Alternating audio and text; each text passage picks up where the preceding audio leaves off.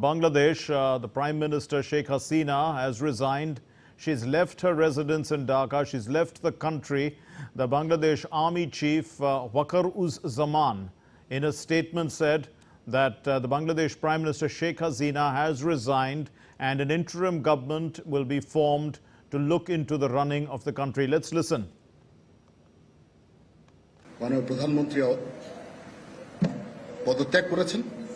Prime Minister of Bangladesh, Sheikh Hasina has resigned and an interim government has been formed to look at the state of affairs. Keep patience, give us some time. We will be able to find solution to all the problems confronting the country. Please don't take the path of confrontation and return to the path of peace. It is taking a lot of toll on our country in terms of economy and the finances, which have gone down.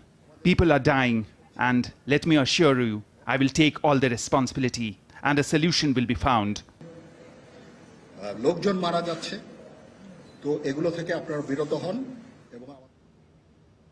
protesting students had occupied the streets of the capital Dhaka in a long march to Dhaka program, and the protesters were giving flowers, in fact, to the army personnel when reports last came in, with around 90 people killed in fresh clashes in protests across Bangladesh and a curfew imposed for an indefinite period of time.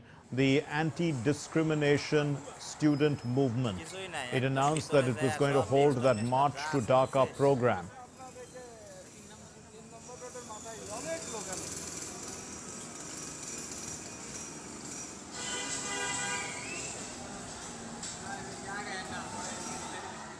These are images of violent protests, but in view of the ongoing developments in Bangladesh, the Indian nationals have been strongly advised against traveling to that country till further orders or further notices. And the Ministry of External Affairs has said that all Indian nationals presently in Bangladesh are advised to exercise extreme caution, to restrict their movements and to remain in contact with the High Commission of India in Dhaka through the emergency telephone numbers. Those emergency telephone numbers, I can read them out to you, but I hope that they will be on the screen as well. But they are plus 880 195 838 3679, plus 880 195 838 3680, plus 880 193 740-0591.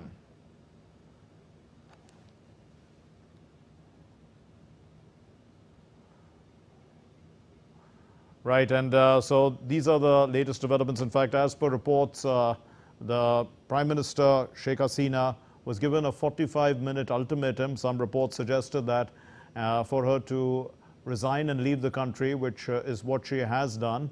And we did hear the Army Chief, Wakar-uz-Zaman, who did come on air and then asked for calm. He did confirm that Sheikh Hasina has resigned. There has been a strong build-up to this moment. It has been going on, brewing since the first protest that had begun over reservations. That was overturned by the Supreme Court. People thought that things would reach a calm. But then they resurfaced once again. Amritpal Singh is joining us live for more on this story. Amrit, you know, the last time something like this happened, well, I mean, that we saw a military coup in Bangladesh. It worked out very badly for Sheikh Hasina's family. She was one of two survivors. You know, her father was assassinated. I'm talking about the first time in 1975. You know, this is obviously bringing a lot of tension and fear, bringing back those incidents. The comparisons, Mark, are bound to be drawn between what happened today and what happened on the 15th of August 1975, when Sheikh Mujibur Rahman, the founding father of Bangladesh, was assassinated and the army staged the coup and the army general took over. But this clearly, I mean, it is a political crisis. That's as far as the similarity goes. But they are political crises of very different nature. While that was clearly an army coup, this is not directly an army coup. The army may not have stood with Sheikh Hasina. She might have wanted the army to go the whole hog, but clearly it wasn't a coup. They are the ones who have safely transported her out of the country. She left in a military helicopter. Clearly, the army chief, when he met with opposition party leaders, so the army clearly has played a role. And some are saying that if the army really so willed, they could have quelled the protests by use of force, because the army, the level of protests or the number of protesters could have only been handled by the use of military force. And Sheikh Hasina would have perhaps wanted that, but the army would have cautioned her against it, saying, the legitimacy of the institution of the military will come into question, because she had clearly become very, very unpopular. So what started as a students' movement did turn into, disenchantment with her government, her style of functioning, the way she handled the crisis. As I said, so this is the essential difference between what happened in 1975 and what happened today, Mark. But what perhaps tilted the scales against her was August 4, just yesterday, when the army decided to take the sides of the students. Probably the writing was on the wall, though she did use strong language, as she has been using against the protesters, which has only been fueling resentment amongst them, to try and, it actually fueled the crisis. First she called them Razakars, and then now she's called them terrorists. Absolutely. Using words like Razakars and terrorists for students. Of course, there is no denying the fact that there was politics behind what was going on, but there was surely a high-handedness on part of Sheikh Hasina, which finally proved to be an undoing. Sheikh Hasina, 15 years in power, probably thought that she'll be able to handle this, quell the protests, and she did not see this as a legitimate student movement. She had her reasons for it. The matter was, the judiciary was seized of the matter, but Sheikh Hasina, given her political experience, could have deftly handled it. But Sheikh Hasina clearly, as many popular leaders also make mistakes, she made the mistake of thinking that she could quell this protest with a heavy hand, and clearly the institutions, especially the institution of the army, did not agree with her style of functioning, and probably the army chief would have convinced her that it's time for her to go, lest things get out of hand and the life of her own life and the life of her family come into danger. So they would have told Sheikh Hasina that now is the time to get off the line. The problem with riding the line is that the moment you get off the line, it eats you up. So the army here at least has been able to whisk her out of the country and save her life. But yes, the political legacy of Sheikh Hasina, at least for the moment, has come into question. Mark. Right. We're also joined by Naval Singh Parmar, our correspondent who's based in Dhaka. Naval Singh, first give us an update on the situation on the ground. After that, we'll try and unpack, the background to it. Actually, अभी latest update जो मिल रहा है और Bangladesh, sorry I was on DD news, as per the latest update, Bangladesh Prime Minister, Eastwell Prime Minister now, Sheikh Hasina, has resigned. That is confirmed by the army chief of Bangladesh.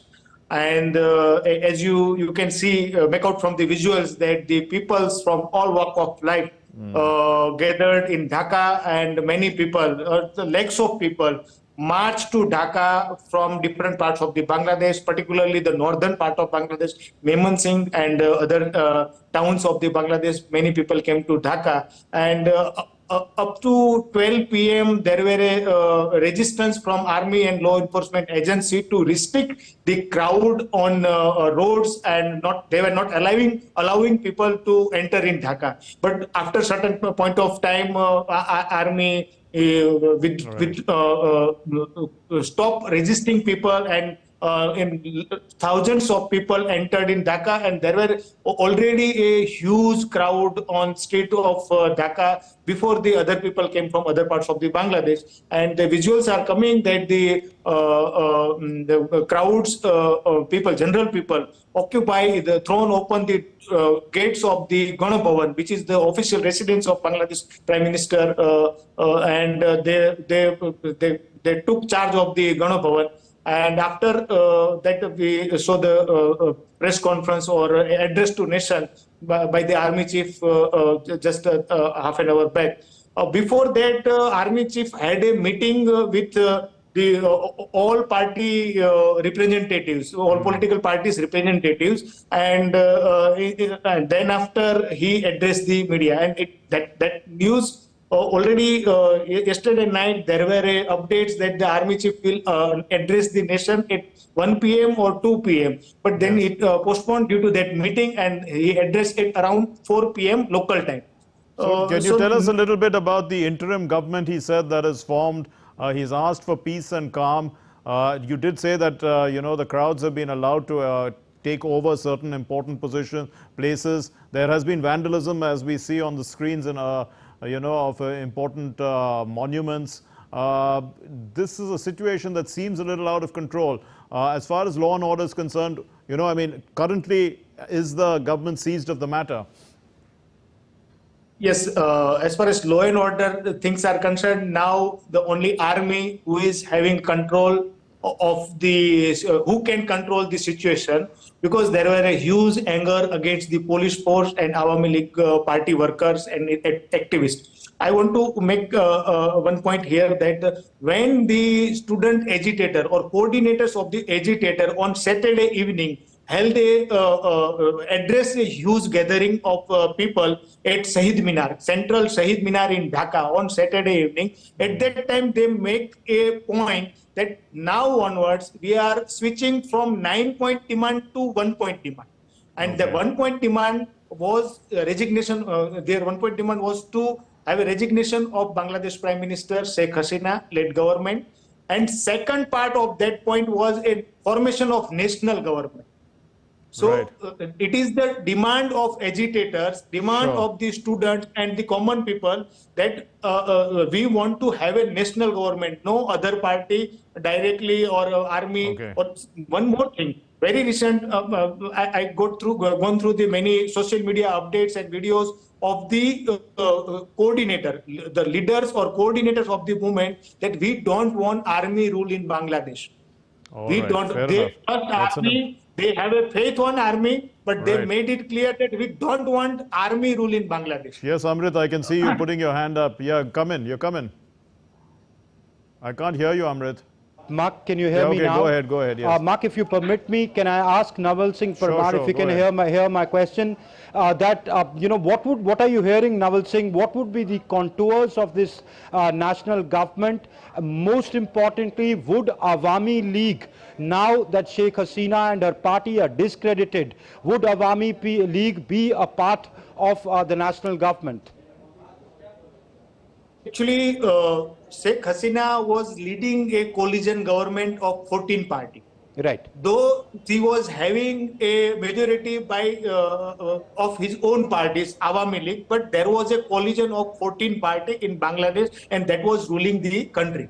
Second thing, in the national government, as in some other channel also, I saw the visuals that there were no participation of the Awami League leaders during the national address of Army Chief. And someone questioned that why Awami League is not there at the stage while Army Chief is addressing the nation. So I would like to make clear here that in last 20 days or after 16th of July, there were a huge anger against the Awami League party and its party workers. So there were two group of people who were a target of the protester, and that were the police, and second one is Awami League and its organization, other organizations, activists.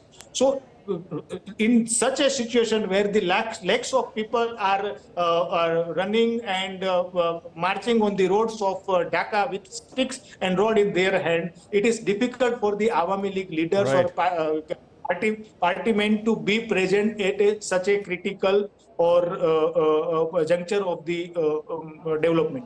No, but then, Naval Singh Parmar, the question is that, fine, they were not present, and perhaps that is the reason, but the anger against the Awami League persists. The big question is, would it be acceptable to the people of Bangladesh that Awami League is a part of the new national government? What is the sense that you're picking on the ground?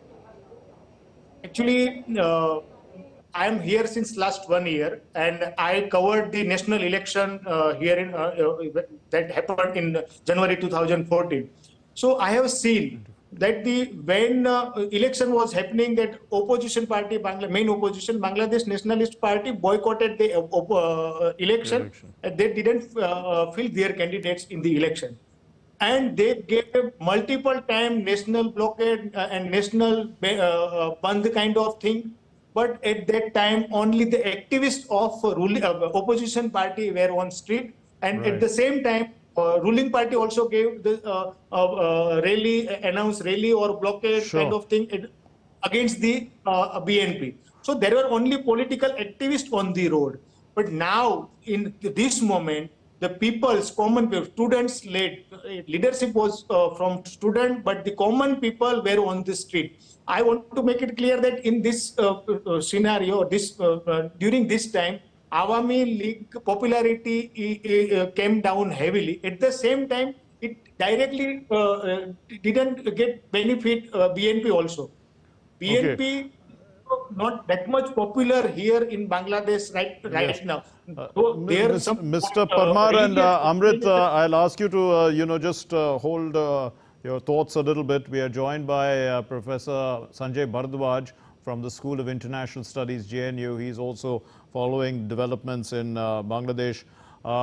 Professor Bharadwaj, the last time we saw something like this similar, but that was because of economic reasons happening in Sri Lanka, where Gotabaya Rajapaksa was forced out of office.